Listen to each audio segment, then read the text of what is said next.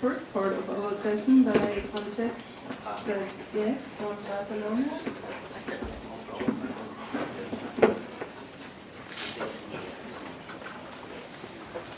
That's on the screen.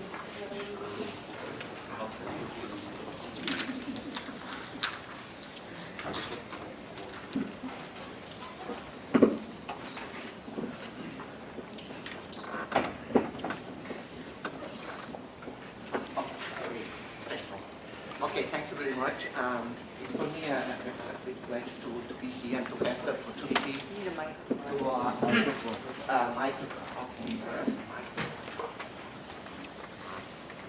Previous speaker. I have the microphone. Carl, microphone. That's a running mic.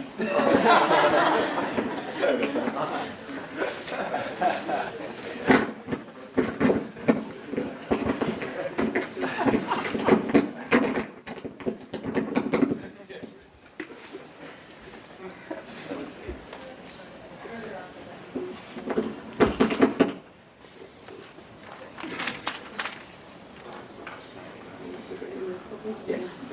Okay, it's okay? Yeah.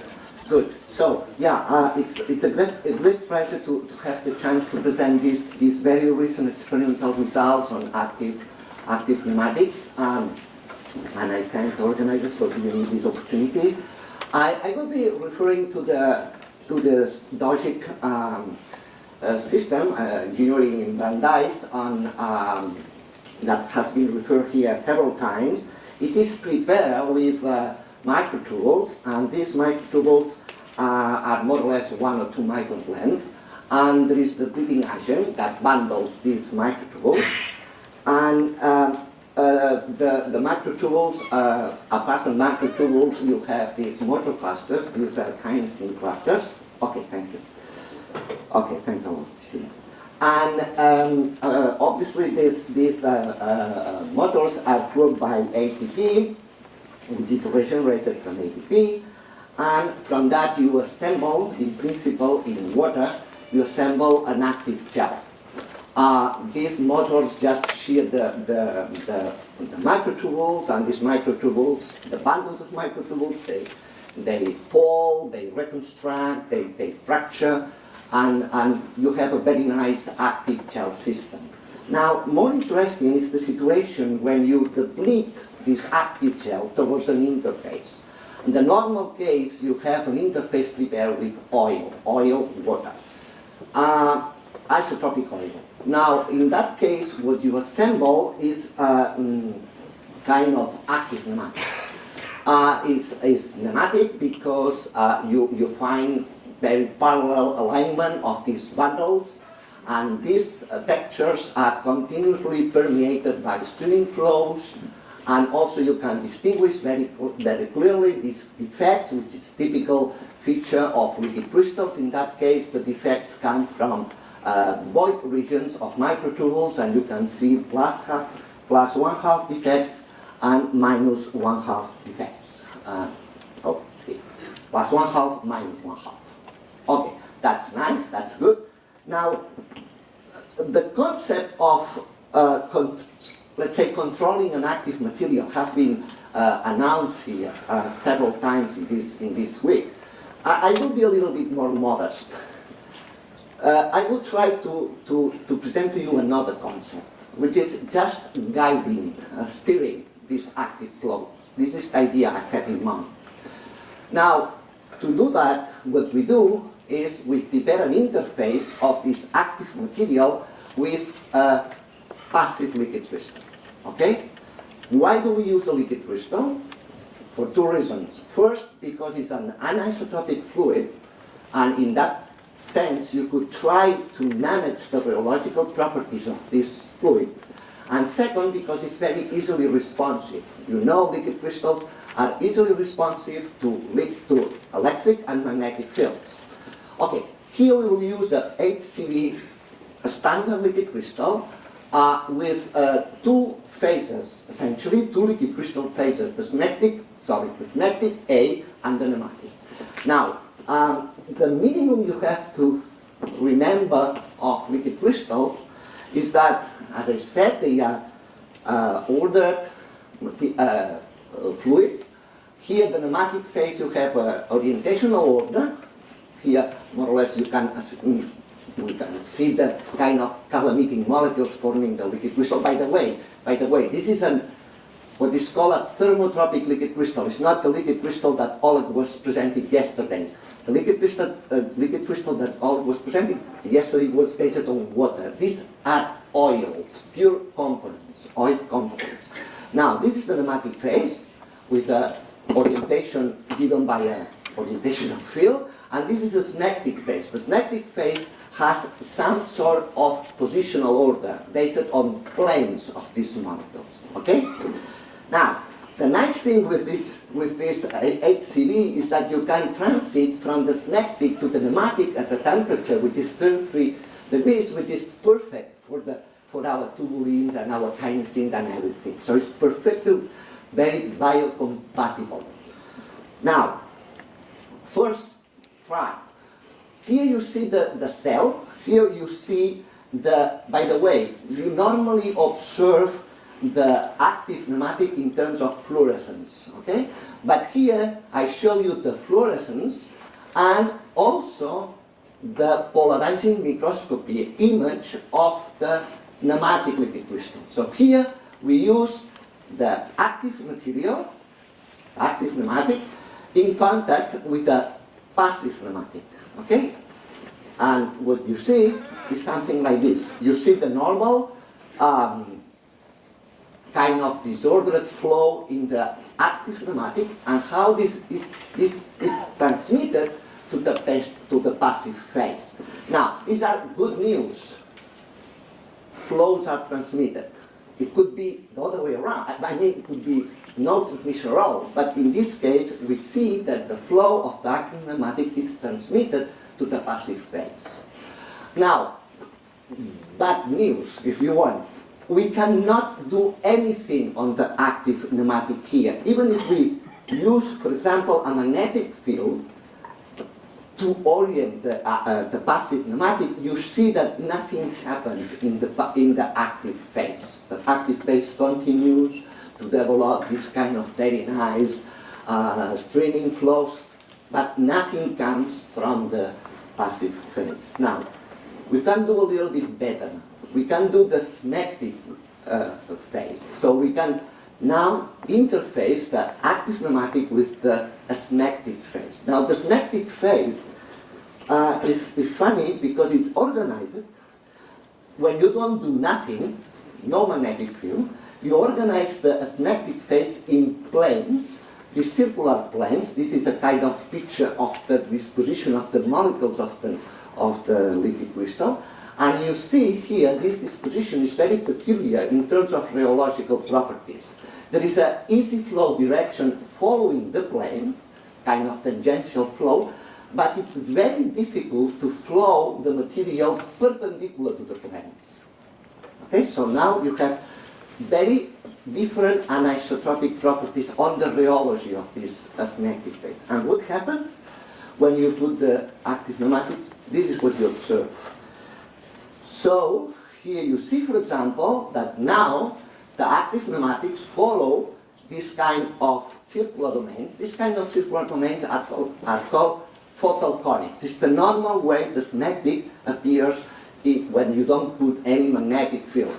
Now, these circular domains, if they are large enough, they trap, I show it again, they trap, it doesn't matter, they trap the active nematic, and they organize the active nematic in a very peculiar way. Obviously, if the domains are small enough, you don't see anything, so they are transparent to the active nematic. But for large domains, you see this kind of trapping. By the way, it's interesting to see what happens with the defects inside these circular domains. In principle, inside the circular domain, the topological charge, the total topological charge is +1. And this might happen in different ways. So it might happen, for example, the combination of 2 + 1/2 defect, but there are other possible combinations of this defect that can appear. Now, more interesting, suppose now that you impose a magnetic field to your synectic. Okay? what happens is that the synaptic now acquires this kind of bookshelf geometry. So the planes now are like, molecules now are like this. They are oriented with the magnetic field. This is the direction of the magnetic field. So molecules are oriented this way. And again, there is a flow direction which is easy in the direction perpendicular to these planes, but it's very hard, very, let's say very high viscosity going perpendicular to these planes. And what happens is the following. We start with our focal conic, with our synaptic, and then what we will do is we will raise the temperature, we will go to the nematic phase, and we will decrease back the temperature to the synaptic, but now imposing a magnetic field. So first you see how there is a front that goes from the synaptic to the nematic. So you see now the active nematic recover this kind of turbulent-like behavior, but when we pull down to the synaptic phase, now the magnetic field which is applied there will orient the active flow, as you can see here. This is the way to orient the active nematic. In bands, very nice bands. Actually, you see here, there are bands of microtubules, which are pointing this way, and in between they're intercalated with flow lanes where the defects plus 1/2 and the minus 1/2 defects are moving in opposite directions. So in one lane they go this way, the other lane they go the other way. Now, this is nice.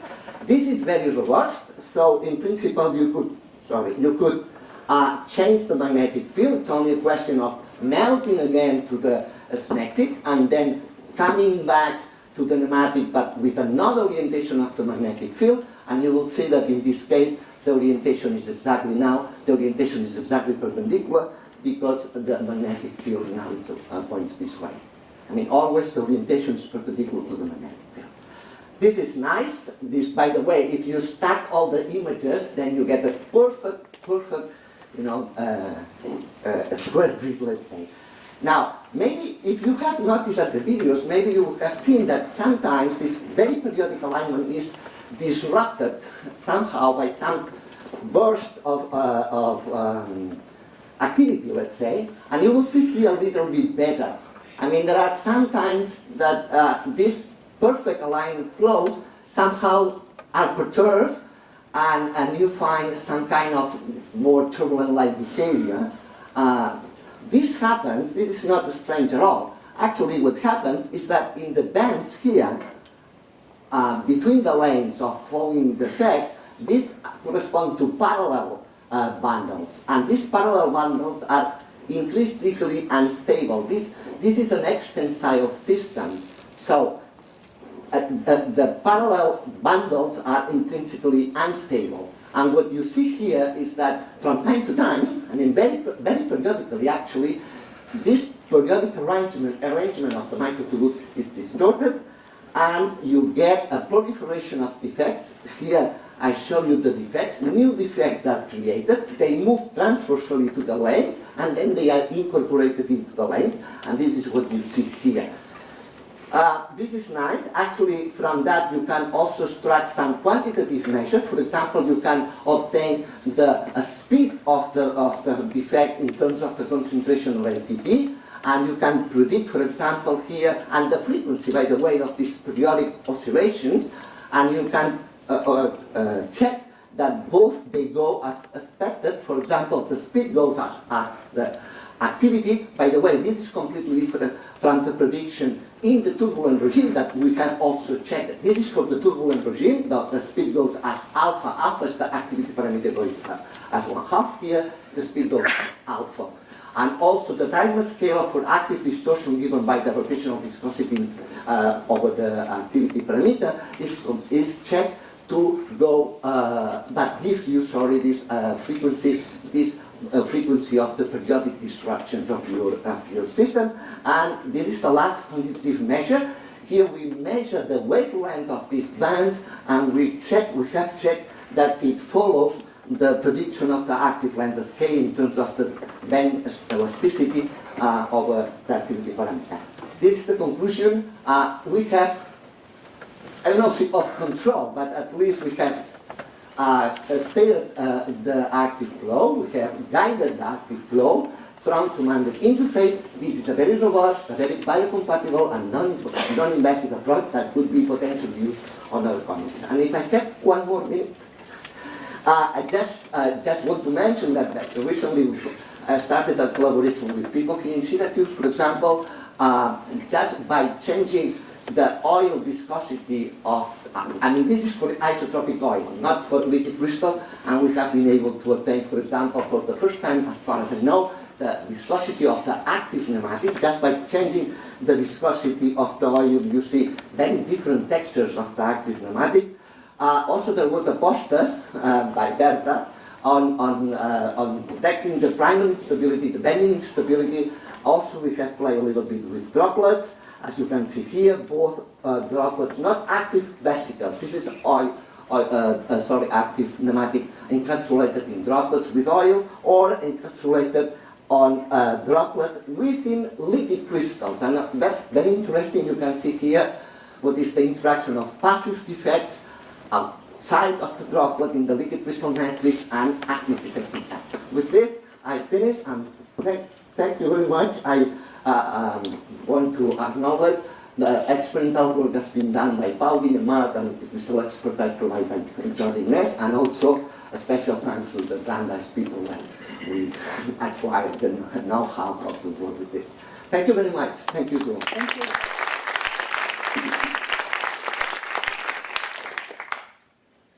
Are there questions?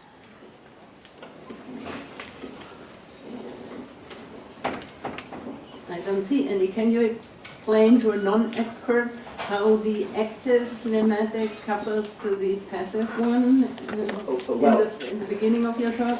Yeah. Well, essentially, the interface is stabilized with some surfactant. And we think that the way the active nematic couples to the, let's say, passive is through this surfactant which is there. And, I mean, that's the way we imagine it. Any other questions? I don't see any, so let's thank all speakers of this first part.